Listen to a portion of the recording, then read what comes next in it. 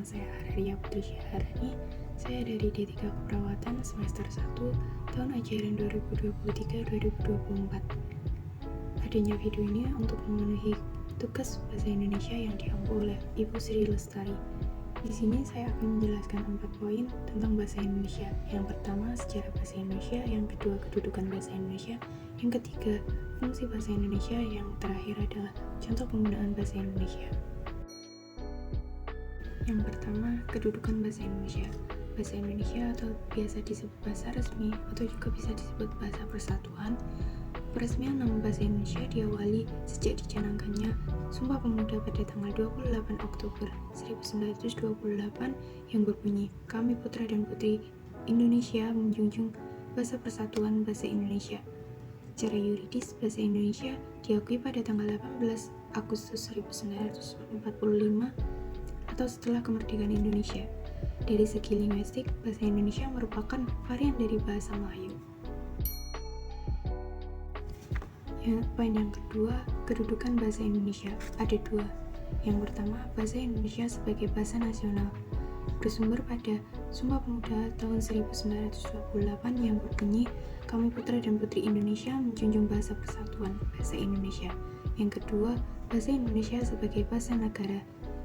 Bersumber pada Undang-Undang Dasar 1945 bab 15 pasal 36 dalam Undang-Undang Dasar 1945 menegaskan bahwa bahasa negara ialah bahasa Indonesia. Yang ketiga adalah fungsi bahasa Indonesia. Fungsi bahasa Indonesia ini terbagi menjadi 3. Yang pertama, fungsi bahasa Indonesia secara umum. Yang kedua, fungsi bahasa Indonesia berdasarkan tujuan penggunaan. Dan yang ketiga adalah fungsi bahasa Indonesia dalam konteks ilmiah.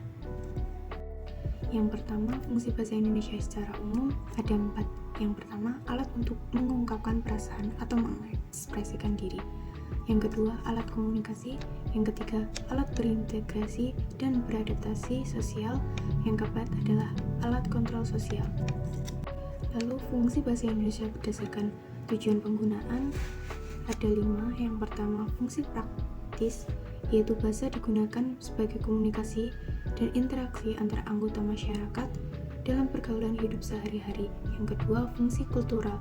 Bahasa Indonesia digunakan sebagai alat untuk menyimpan, menyebarkan, dan mengembangkan budaya. Yang ketiga, fungsi artistik. Bahasa digunakan sebagai alat untuk menyampaikan rasa estetis, keindahan manusia melalui seni sastra. Yang keempat, fungsi edukatif. Bahasa digunakan sebagai alat menyampaikan dan mengembangkan ilmu pengetahuan dan teknologi. Dan yang terakhir, fungsi politis. Bahasa digunakan sebagai alat untuk mempusatkan bangsa dan untuk menyelenggarakan administrasi pemerintahan. Lalu yang ketiga ada fungsi bahasa Indonesia dalam konteks ilmiah. Ada 3. Yang pertama, penggunaan ejaan. Yang kedua, penulisan kata, imbuhan, singkatan, dan akronim. Yang ketiga, pemakaian ragam bahasa.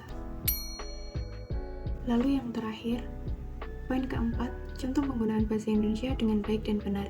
Seperti pada kalimat Undang-Undang Dasar 1945 yang berbunyi, pembukaan bahwa sesungguhnya kemerdekaan itu ialah hak segala bangsa, dan oleh sebab itu maka penjajahan di atas dunia harus dihapuskan karena tidak sesuai dengan peri kemanusiaan dan peri keadilan. Lalu untuk contoh kehidupan sehari-hari seperti berapakah harga tahu yang ibu jual ini?